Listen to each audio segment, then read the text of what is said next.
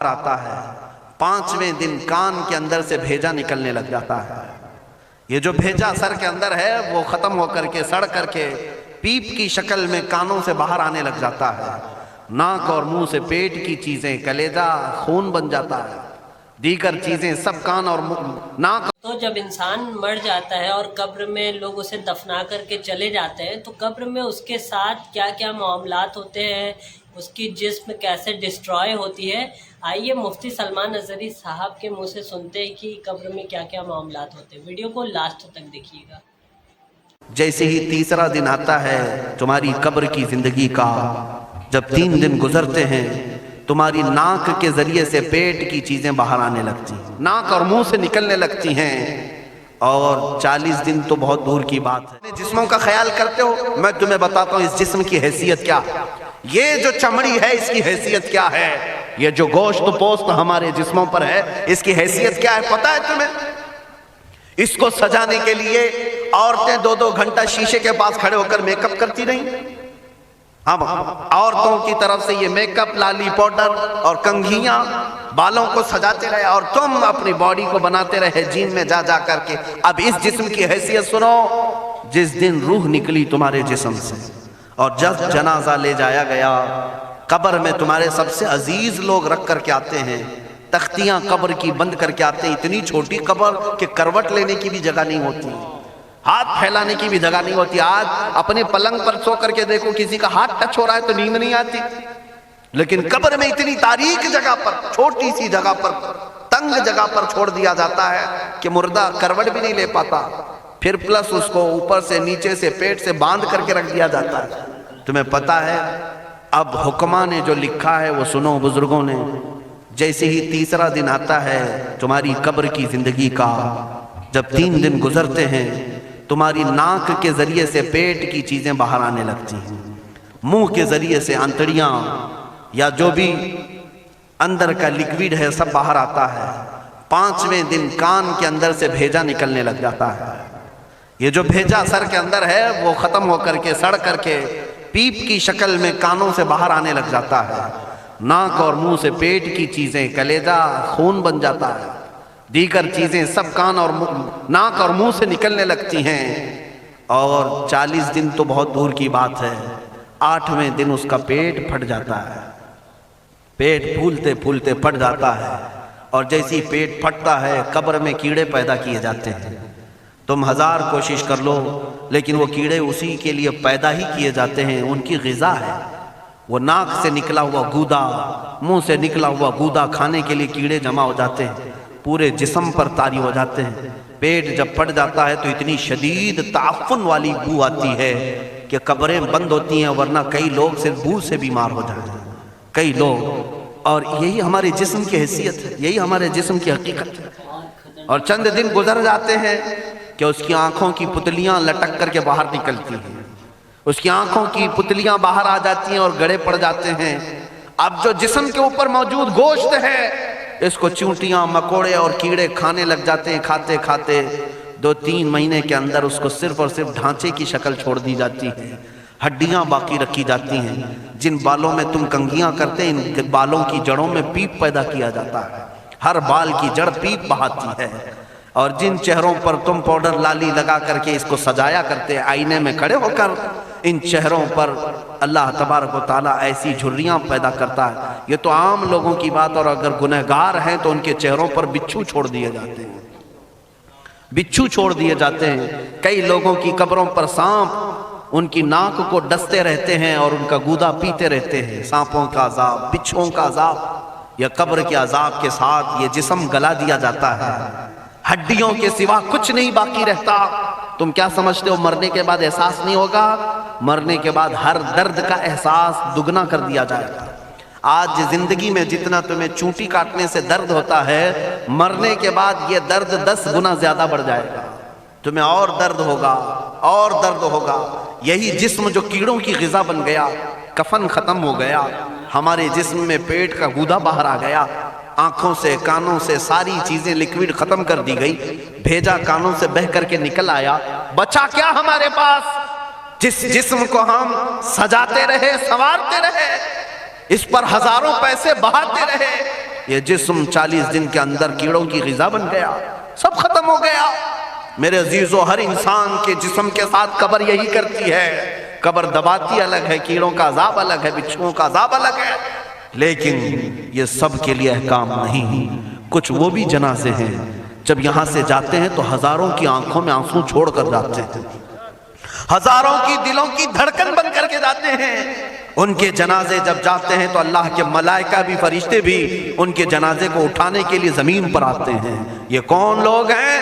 جو اپنے سینوں میں عشق مصطفیٰ کی شمع روشن کیے ہوئے تھے، جینا چاہتے تو مصطفیٰ کے لیے، مرنا چاہتے تو مصطفیٰ کے لیے۔ فاضل بریلوی نے کیا خوب کہا، لحد میں عشق رخ شہ کا داغ لے کے چلے، اندھیری رات سنی تھی چراغ لے کے چلے۔ جب قبر میں جاتا ہے ایک عاشق رسول، اسے رکھا جاتا ہے، کفن اس کا بھی ہے، جسم اس کا بھی ہے، لیکن فرشتوں سے بھی کہا جاتا ہے اسے آہستہ سے جگانا، محمد عربی کا غلام ہے، رسول پاک کا وفادار ہے، اور کیڑوں کا اس کے جسم کو کھانا تو دور کی بات، فرمایا گیا قیامت تک اس کے کفن کو بھی میلا ہونے نہیں دیا جاتا۔ نہ تمہاری آنکھ سے، نہ تمہارے ناک سے، نہ تمہارے چہرے سے کوئی گودا باہر آتا ہے، کچھ نہیں میرے عزیزو، جسم تر و تازہ سلامت رکھا جاتا ہے۔ 1000 سال کیا 10,000 سال گزر جائیں، حوادث زمانہ بھی آئیں، لیکن اس کی قبر میں اس کا جسم سلامت رکھا جاتا ہے۔ اب تمہارے ہاتھ میں فیصلہ ہے، کون سا جسم بنانا چاہتے ہو، وہ جو کیڑوں کی غذا بن جائے، یا وہ جس پر فرشتے بھی اتر کر سلام بھیجیں۔ میں نے خود میرے مرشد گرامی کے جنازے میں حاضری دی، حضور تاج الشریعہ بدر الطریقہ رحمت اللہ تعالی علیہ، جس مرد قلندر نے اپنی پوری زندگی عشق مصطفیٰ میں گزاری ہے۔ آج تم نعرے لگاتے ہو تاج الشریعہ تاج الشریعہ، ان کے شب و روز دیکھے تھے کبھی؟ ان کی صبح اور شامیں دیکھی تھی کبھی؟ بہت پیر ہوں گے جو باہر پیر ہوں گے، اندر پیر ہوں گے، لیکن تاج الشریعہ کو میں نے اندر بھی دیکھا ہے، باہر بھی دیکھا ہے۔ آنکھیں بند بھی ہوتی، آنکھوں سے اگر کوئی چیز نظر بھی نہیں آ رہی ہوتی، تب بھی اتنا خیال ہوتا کہ کہیں سطر تو نہ کھل گیا ہو، کہیں پائجامہ اوپر تو نہیں ہو گیا ہو، سونے کے حالت کی بات کر رہا ہوں، کوئی نہ ہو تب بھی یہ خیال باقی رہتا۔ کون سا ایسا دن گزرتا جب وہ دلائل الخیرات نہیں پڑھ رہے ہوتے، قصیدہ بردہ شریف نہ پڑھ رہے ہوتے، ہزاروں سفر کی مصروفیات کے باوجود حضور پاک کی محبت کے نغمات میں کوئی کمی نہیں آئی۔ لیکن میں آج آپ کو ایک بات بتا دوں، جب انتقال ہوا وہ جمعہ کی شام تھی، اور ہمارے مردوں کو 6 گھنٹے 10 گھنٹے میں ہم کو قبرستان سپرد کرنا پڑتا ہے، 12 گھنٹے رکھ دیں تب بھی فریج منگوانا پڑ جاتا ہے، اس کے بعد قبرستان کے حوالے کر دیں۔ میرے مرشد گرامی کے انتقال کے بعد 48 گھنٹے رکھے گئے تھے، 48 گھنٹے رکھے گئے، اور اس کے بعد جنازہ پاک کو غسل دے کر لایا گیا۔ یہ فقیر قادری جنازے کی گاڑی میں شریک رہا، حضرت کے قدم پکڑ کر کے میں قبر تک رہا۔ میں آپ کو صرف اس لیے یہ بات عرض کر رہا ہوں کہ جب گاڑی جنازے کی چلتی تھی، میں نے زندگی میں بھی حضرت کے ہاتھ پکڑ کر کے ادھر ادھر چلائے۔ حضرت کے ساتھ جب جانا ہوتا تو بازوؤں کو ہم تھامے ہوتے، ہم کیا چلاتے، ہمیں وہ خود چلا رہے ہوتے، لیکن یہ ہم برکت کے لیے پکڑے ہوتے۔ جو نرم و ملائم جسم تھا، میں نے وفات کے بعد جنازے میں کھڑا ہو کر کے دیکھا، قدموں کو پکڑ کر، نہ نرمی میں کمی آئی، نہ ملائم ہونے میں کوئی کمی تھی۔ اور جب گاڑی آگے چلتی تھی،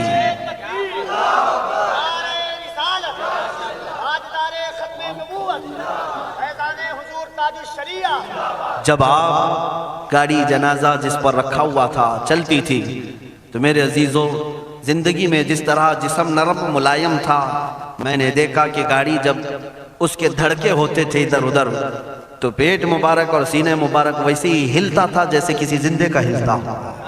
ہاتھ پر انگلی رکھے تو خون سرک جائے اور پھر اپنی جگہ پر آ جائے۔ یہ کوئی مبالغے کی بات نہیں کر رہا ہوں، یہ آنکھوں سے دیکھی ہوئی چیز ہے۔ اور قبر انور میں رکھنے کے بعد جب ان کے صاحبزادے اور داماد نکل کر کے آئے تو تھوڑی دیر کے بعد ہم نے دیکھا کہ چہرہ خود بخود قبلے کی طرف تھا۔ ہم اپنے مردوں کو رکھواتے ہیں، لیکن اس عاشق رسول نے اپنا چہرہ پہلے سے قبلے کی طرف کر لیا۔ یہ کرامات کہیں یا زندگی کی حقیقت کہیں، حقیقی بات تو یہ ہے جو مصطفیٰ کی یاد میں جاتا ہے۔ اس نے کیا ہی خوب کہا شاعر کہ میرے جنازے پہ رونے والوں فریب میں ہو بغور دیکھو، میرے جنازے پہ رونے والوں فریب میں ہو، بغور دیکھو مرا نہیں ہو، غم نبی میں لباس ہستی بدل گیا۔ ہاں، مرا نہیں ہو، غم نبی میں لباس ہستی بدل گیا ہوں۔ ان عاشقوں کا حال یہی ہوتا ہے کہ یہ مر بھی جاتے ہیں، انتقال کر بھی جاتے ہیں، تو بس لباس بدلتا ہے لیکن زندگی پہلے سے اور بلند ہوتی ہے۔ عزیزان گرامی، تمہیں اسی بات پر میں لانا چاہتا ہوں، کون سی زندگی گزارنا چاہو گے؟ کون سی زندگی؟ یا عیاشوں کی، یا نچنیوں کی، یا مجرا کرنے والوں کی، ان ظالموں کی جو جہنم کی طرف تمہیں لے جانے کے لیے تیار بیٹھے ہیں؟ چند دنوں کی عیاشی ہے، تم گانے گا کر اچھل کود کر کے اپنے نفس کو تو راضی کر سکتے ہو، لیکن رب ذوالجلال کی رضا کبھی نہیں لے سکتے۔ آج تم دنیا میں فلموں کی زندگی جی کر کے تھوڑی دیر کی خوشی تو حاصل کر سکتے ہو، لیکن قبر کی راحت کبھی نہیں لا سکتے، قبر کا سکون کبھی نہیں لا سکتے۔ قبر میں اگر سکون چاہیے تو صرف ہمارے سینوں کو ادھر حوالے کرنا ہوگا، مصطفیٰ کریم کے حوالے کرو۔ اب اپنی زندگی کو بدلنے کا وقت آ گیا۔ اے میرے عزیزو، ناموس رسالت کی حفاظت یہی ہے کہ حضور کے اخلاق کی پہلے حفاظت کی جائے، حضور کی سنتوں کی حفاظت کی جائے، حضور پاک کے نام پاک کی حفاظت کی جائے، ان کی تعلیمات، ان کے احادیث کی حفاظت کی جائے۔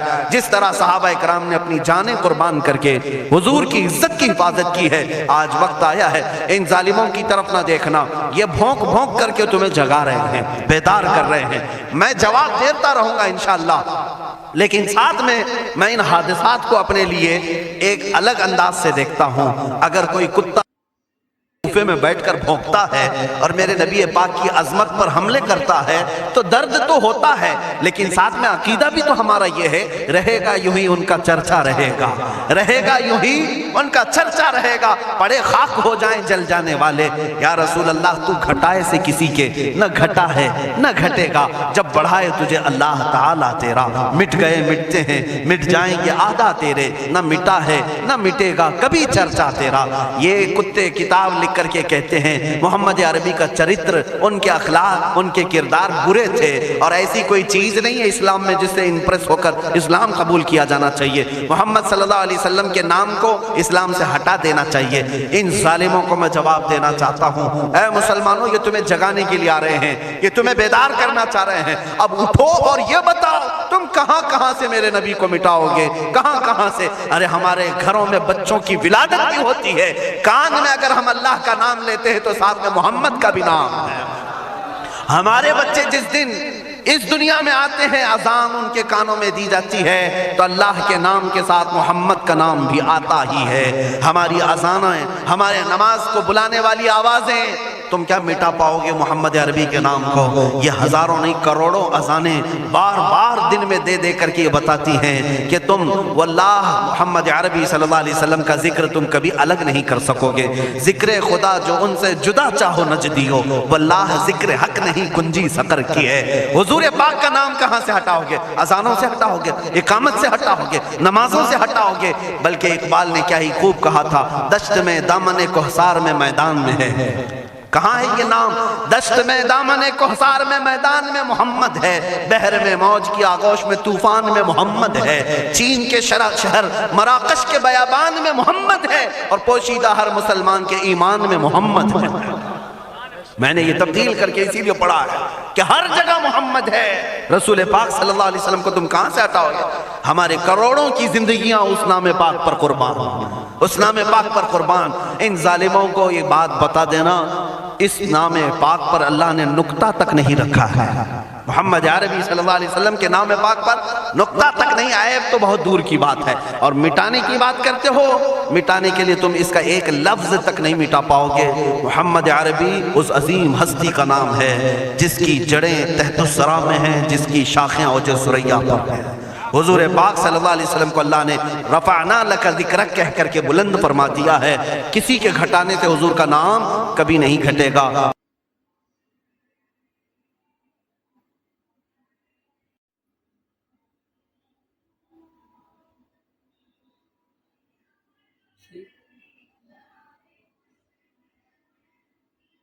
تو دیکھا دوستو کتنا خطرناک معاملات ہوگا قبر کے اندر، کیسے ہمارے جو باڈی ہے، جو ہمارے اعضاء ہیں، وہ کیسے ڈسٹرائے ہوں گے، تو اگر لہٰذا ہمیں چاہیے کہ ہم اللہ پاک کو راضی کر لیں اور خوب خوب نماز پڑھیں، عبادت کریں اور بہت سارے اچھے کام کریں کہ قبر میں ہمیں آسانیاں ہوں۔ ایسے ہی ویڈیو دیکھنے کے لیے دوستوں ہمارے چینل کو سبسکرائب کریے، ویڈیو کو لائک کریے اور زیادہ سے زیادہ شیئر کریے۔ Thank you for watching this video.